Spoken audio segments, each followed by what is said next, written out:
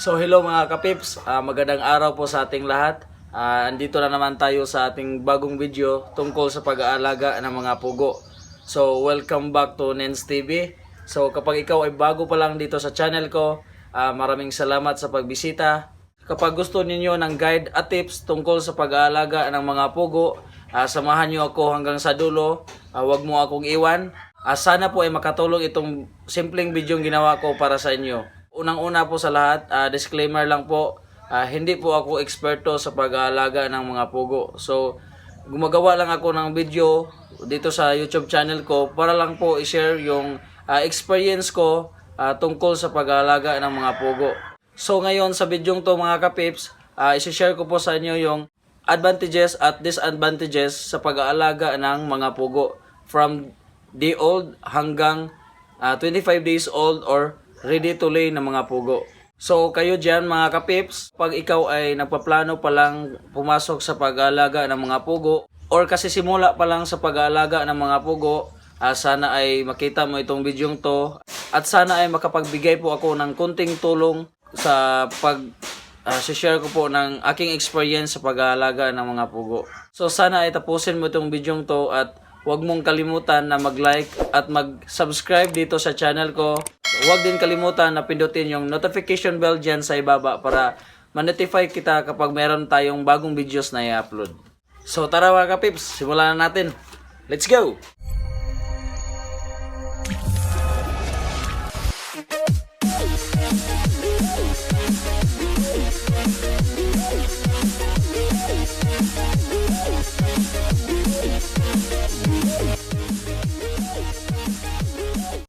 So mga kapips, magsimula na po tayo. So kapag ikaw ay nagpaplanong pumasok at mag-aalaga ng mga pugo at nagpaplanong bumili ng mga pugo, so i-share ko po sa inyo yung experience ko sa D-Old at saka RTL or ready to lay ng mga pugo. So sana po ay makatulong itong video to kung mag-decide ka kung saan ka magsimula, sa D-Old ba or sa 25 days old or ready to lay ng mga pugo po. Magsimula tayo sa D-Old. Ano ba ang mga advantages sa pagpupugo kung magsimula tayo sa D-Old? So kapag tayo ay nagpaplanong bumili ng D-Old na mga pugo, unang-una, ang advantages sa pagpupugo kapag D-Old yung bilhin mo is mura siya kaysa 25 days old or RTL. So sa akin, nakabili ako sa Dr. Quell. So, doon sa Bulacan po or sa Quezon City. Marami po kasi silang farm doon. So, nakabili ako 11 pesos each po ng mga pugo. So, nasa 3 to 4 days pa lamang po yung mga pugo. Kapag makabili kayo ng mas mura pa sa 11 pesos, so mas maganda. Para less expenses tayo sa pagbili ng mga pugo.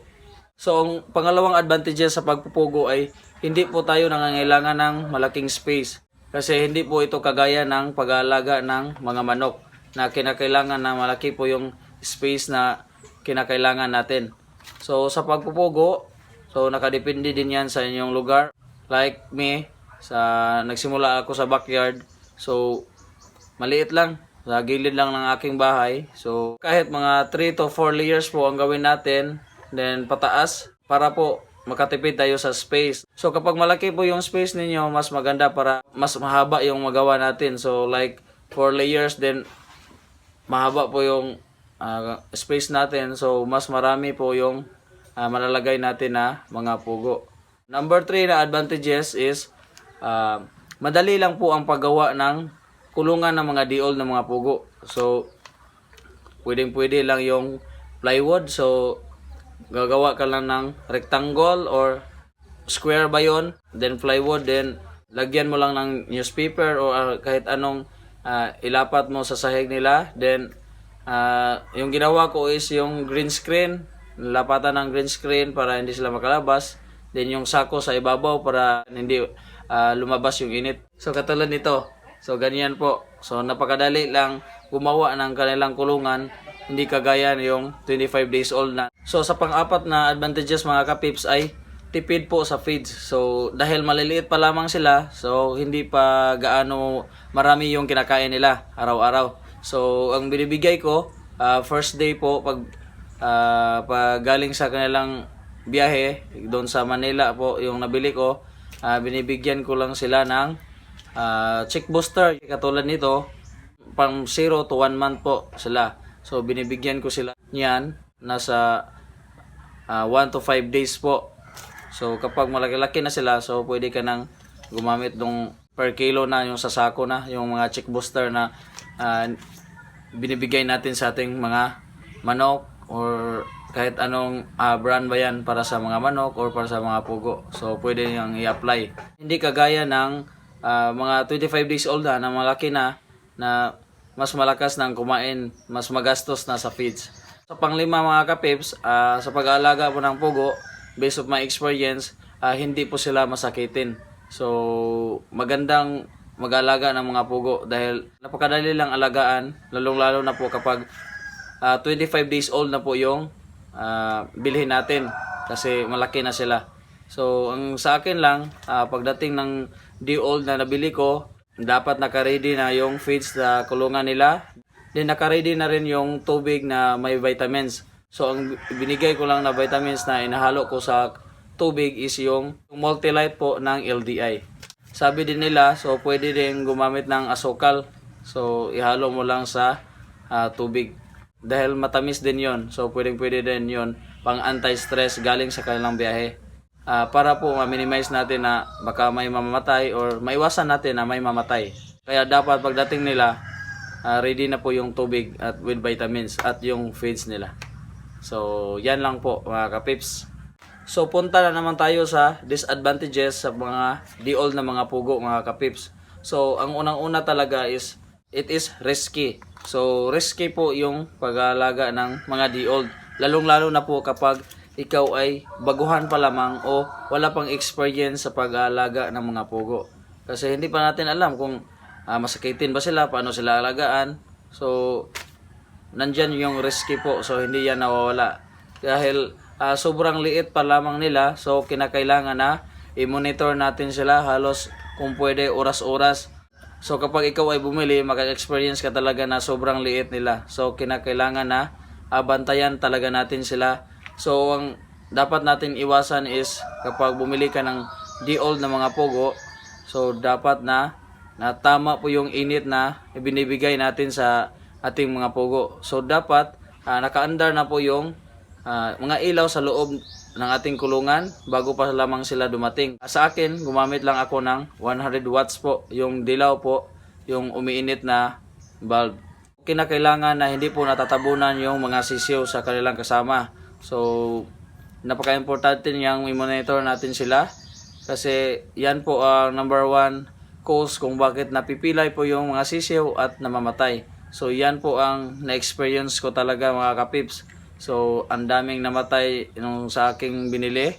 Then kailangan din na lagyan natin ng maliit na bato yung tubigan natin. So bakit lagyan natin ng bato? Para po hindi sila malunod sa tubig kasi napakaliit nila. So kapag hindi natin yan lagyan ng mga bato, so pupunta sila, ang dami nila. So sigurado akong maraming malulunod na mga pugo. So napakasayang po talaga. So remember 11H po yung bili ko sa aking mga di-old na mga pugo. So napakasikip din na sa bulsa.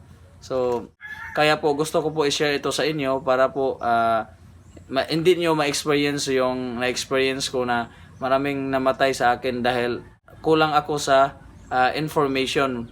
Kaya hanggang ngayon always pa akong nag-study o nag-research kung yung mga na-experience natin na kailangan nating masolusyonan sa pag-aalaga ng mga pugo.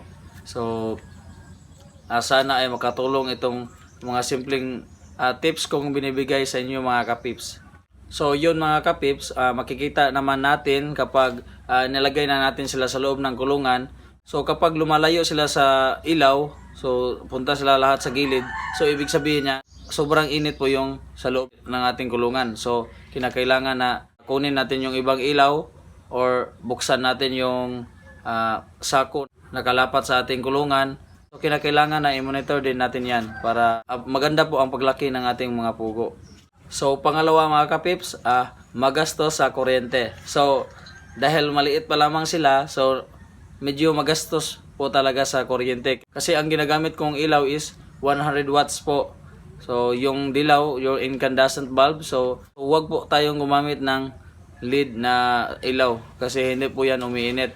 So kailangan pa nila ng init kasi maliliit pa lamang sila. So pangatlo mga kapips is matatagalan pa tayo sa pagsimula sa pagbenta ng mga itlog. Dahil di old pa lamang sila, so kailangang alagaan mo sila 1 to 25 days old. So pag abot ng 25 days old, ilagay na natin sila sa laying cage na.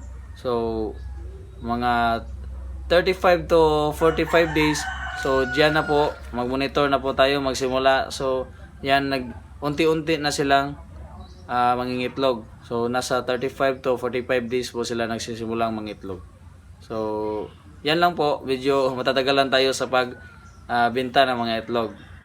So sa pang-apat na disadvantages mga kapips sa pagbili ng D-Old, hindi po madaling malaman kung ano ba ang gender ng mga pugo mong nabili. So mas maganda kung maraming mga babae or halos babae talaga lahat yung mabili mo kapag ikaw ay nagpaplanong bumili ng mga pugo. Dahil po ang mga lalaking mga pugo po talaga ay hindi nangingitlog. So palagi lang yang kumakain. So magasto sa feeds at maliit lang yung egg production natin yan. Hindi po katulad ng 25 days old na mas madaling i-identify yon kung meron bang mga lalaking nahalo sa pagbili mo ng mga pugo.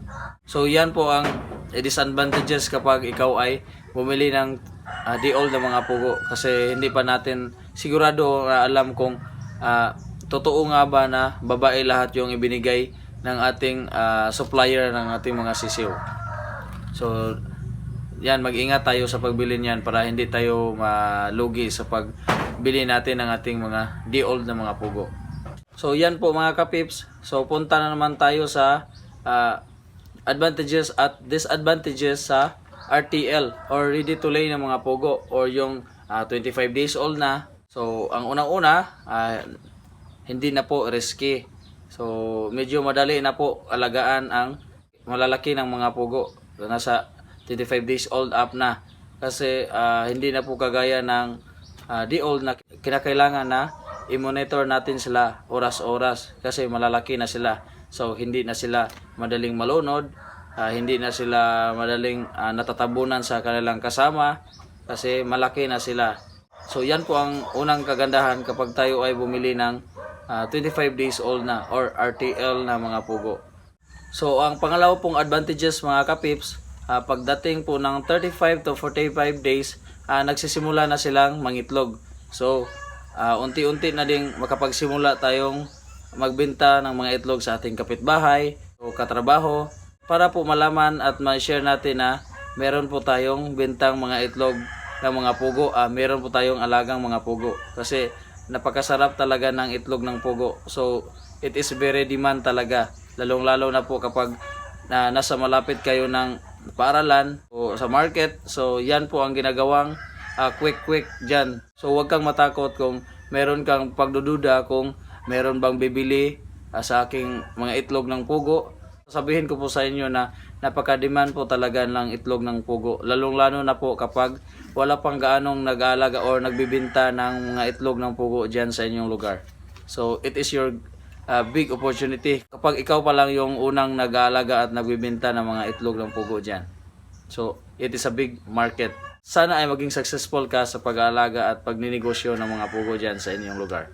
Then pangatlo, so madalit na tayong makapagbenta ng mga itlog ng pugo dahil malalaki na sila from 25 days old na bili mo. So i-market mo lang, mag-post ka sa social media account mo, maggumawa ka ng Facebook page para doon ka mag-post palagi ng update sa inyong puguan.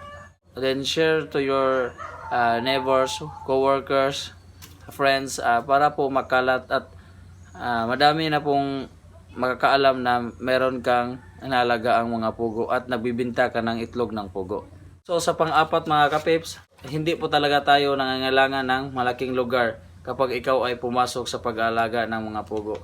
So katulad ng sa akin, so ganito lang yung sa akin, nasa 2 layers po. So nakadepende din yan sa lugar kung saan nyo ilalagay yung mga pugo mo. So, pwedeng, kung malaki yung lugar mo, pwedeng gumawa ka lang ng 1 to 2 layers po. Then, pataas. Then, kung maliit naman yung space ng yung lalagyan ng yung mga puguan, so, pwedeng gumawa ka ng 1 to 4 layers. So, pataas. Ganyan lang po. So, meron akong guide dyan sa previous videos ko kung paano gumawa ng kulungan nila. So, sana ay tingnan din yun yan. At sana ay makatulong po sa inyo mga kapips. So, sa panglima, hindi po sila masakitin. So, lalong-lalo na po kapag sila ay 25 days old up na. So, ang ginawa ko lang is, nagbibigay po ako ng mga vitamins. Prevention din yan. Baka matamaan sila ng anumang mga sakit ng manok or anuman. So, mas maganda, prevention is better than cure, sabi nga nila. So, nagbibigay ako 3 times a week or alternate ko lang talaga. So, like, nagbibigay ako ngayon ng Multilite 1 week, 3 times a week, or then next week na naman is nagbibigay din na naman ako ng Vitabet Plus or anong mga vitamins na pwede sa mga ibon or mga manok. So, ganyan lang po. Sa pang-anim, medyo tipid na tayo sa kuryente kasi hindi na tayo nangangailangan yung incandescent bulb o yung dilaw na umiinit. So, pwedeng gumamit na tayo ng LED, yung white na ilaw po. Kasi, ang importante lang dito is makita nila yung tubig at yung pagkain nila sa gabi. Para po, hindi po tumigil yung egg production nila sa gabi. So, sa pangpito, it is easy to identify the gender of quail. So, napakadali lang i-identify yung gender nila. So, ano ba ang difference nila? So, ano ba ang lalaki at babae sa ating mga pugo? So, paano ba natin malalaman ito? So, based on my study and then my experience also, pag-search ko sa internet, so, ang babaeng mga pugo ay katulad nito sa picture. So, marami pong pintik-pintik or dark spots sa kanilang dibdib. Then, ang lalaki naman is plain po yung may pula-pula or brown po sa dibdib. Then, makikita mo din yan kapag sobrang ingay. So, makikita mo sila sa loob ng cage nila. Sobrang ingay ng mga lalaki. So, yan lang po. Sana ay makatulong din yan sa inyo mga kapips sa pag-identify ng lalaki at babae. So, hindi kagaya ng D-old na medyo mahirapan tayo sa pag-identify kung sino yung lalaki at babae kasi hindi pa klaro yung balahibo nila. So, sa RTL disadvantages na naman tayo mga kapips. So, ang una-unang disadvantages sa pagbili ng RTL mga kapips ay medyo mahal po yung presyo nila. So, unlike sa D-old, so ang D-old nasa 11 pesos po yung nabili ko. Then, yung bumili din ako ng 25 days old or ready to lay na mga pugo ay nasa 35 to 40 na po yung presyo niya. So, medyo mahal talaga siya kaysa D-old. So, yan lang po ang kaibahan nila sa presyo. So, nakadepende din yan sa inyong bulsa. So, kapag malalim yung bulsa mo, so pwede kang mag-start ng ilang heads po ng mga pugo. Kung kasi simula mo lang, recommend ko talaga na mas maganda na magsimula tayo sa RTL po kasi hindi na po sila masakitin or hindi na po kailangan na i-monitor natin. Then kapag alam na natin kung ano yung pasikot-sikot sa pag-alaga nila, doon ka na pwedeng mag-expand at mag-explore kung gusto mong mag-alaga ng mga D-old na mga pugo. Then sa number 2, medyo matagal po yung paggawa ng kulungan ng mga ready to lay ng mga pugo po mga kapips. Katulad nito, kailangan natin ng tubo para sa pagkain nila at tubig sa likod. Then bigyan natin ng space, daanan ng itlog sa ilalim ng nilagyan natin ng feeds. Then kinakailangan na nakaslanting talaga yung sahig ng ating ready to lay na mga pugo na kulungan para po lumabas po yung mga itlog ng ating mga pugo. Para hindi na po tayo nangangailangan na kunin pa natin dun sa loob. So ganyan lang po. Then meron akong guide yan paano gumawa. Sana ay makatulong din yan. So sa pangatlo is medyo malakas na po silang kumain. So medyo madali lang naubos yung feeds dahil malalaki na sila. Palagi lang silang kumakain. So importante lang talaga na hindi po natin ma-stress yung ating mga pugo para po makapagbalik po sila ng maraming egg production at magandang egg quality para po ma-sustain natin po yung pagbili natin ng mga feeds para makabawi tayo. So yan lang po, hindi natin sila na-disturb, lalong-lalo na po sa oras ng kanilang pangingitlog. So pangingitlog sila is nasa 12 PM po hanggang mga 8 PM po. So kinakailangan na hindi na po natin sila pinapasok dyan. So kinakailangan na minimize talaga natin ang pagpasok, lalo na po sa oras ng kanilang pangingitlog. So yan lang po ang aking experience na gusto pong i-share sa inyo para po makatulong din sa inyo at maging successful din kayo sa pag-aalaga ng mga pugo. So yan lang po mga kapips. So nasa inyo na po yan kung ano po yung bibilhin ninyo. Day old ba or yung ready to lay ng mga pugo na po. Always ko talagang advice is kapag ikaw ay nagpaplano pa lang pumasok or wala pang experience sa pag-aalaga is advice ko na bumili ka na lang ng 25 days old. Kasi para hindi ka mahirapan. So yan lang po. No, nakadepende din yan kung ilang heads na po yung alagaan mo. Para sa akin, mas magandang magsimula muna ka sa maliit. So katulad ko, nagsimula ako sa 150 to 300 heads po muna para po mas maalagaan natin ito ng maayos at mapag-aralan. At kapag hindi naman tayo nag-success sa pag-alaga nila, so hindi po medyo masakit sa bulsa po. So ito lang po ang aking i-share po mga kapeps. So overall, ang advantages po ng pag-aalaga ng mga pugo ay it is high demand po talaga. So high demand sa market kasi dito sa atin wala pang gaanong nag-aalaga ng mga pugo. Hindi katulad ng mag-aalaga ng manok, baboy na napakarami na pong nag-aalaga nito. So it's a big market talaga kapag wala pang nagsisimulang nag-aalaga ng mga pugo dyan sa inyong lugar. So malaking market po at high demand po talaga ito. So napakadaling alagaan nila, hindi tayo nangangailangan ng malaking space po dahil marami nang mapasok sa ating maliit na kulungan. Kapag gumawa tayo ng 1 to 4 layers po, kapag maliit lang yung space na yung sa gilid ng inyong bahay lang, pwede kang makapagsimula ng 700 na mga pugo kahit maliit lang yung space ng iyong lugar. So hindi katulad ng manok, baboy, hindi ka pwedeng magparami dahil malaki ang kanilang space na kinakailangan natin. Then low cost po talaga. So hindi po medyo gasto sa pagsisimula sa kanila. Lalo na po kapag gumawa po tayo ng kulungan nila, yung kahoy lamang. So advice ko po diyan sa inyo na huwag kayong agad-agad na magpagawa ng kulungan na mga bakal kasi medyo mahal talaga yan. So magsimula kayo lang sa kahoy kapag meron kayong mga existing diyan para hindi na kayo gumastos pa sa paggawa ng kulungan nila. Para yung green screen lang yung bilhin natin sa kanila. Then yung sa tubo, pwede lang kawayan, yung bamboo lang ilagay natin sa tubigan at pagkain nila para mas makalis tayo sa ating expenses. So yun lang po mga kapips, sana po ay meron kayong konting napupulot na kalaman dito sa mga videos kong ginawa. Sana po ay maging successful ka sa pag-aalaga ng mga pugo. So simulan mo na, huwag ka na magpatumpik-tumpik pa magsimula dyan. So maghanap ka ng malapit sa inyo kung meron bang nag-aalaga ng mga pugo dyan. Or kahit malayo ka sa Luzon, meron talaga marami doon sa Dr. Quel. So i-search mo lang sa Facebook yung Dr. Quel or pumasok ka sa mga Facebook group. So marami doon, Quel Racers Philippines, then sa Cebu. So marami doon. So mag-join ka doon para mag-post ka at baka makahanap ka ng merong nag-aalaga ng mga pugo dyan malapit sa inyo. So yan lang po. Kapag nagustuhan niyo ito mga kapips, sana po ay mag-like kayo at mag-subscribe.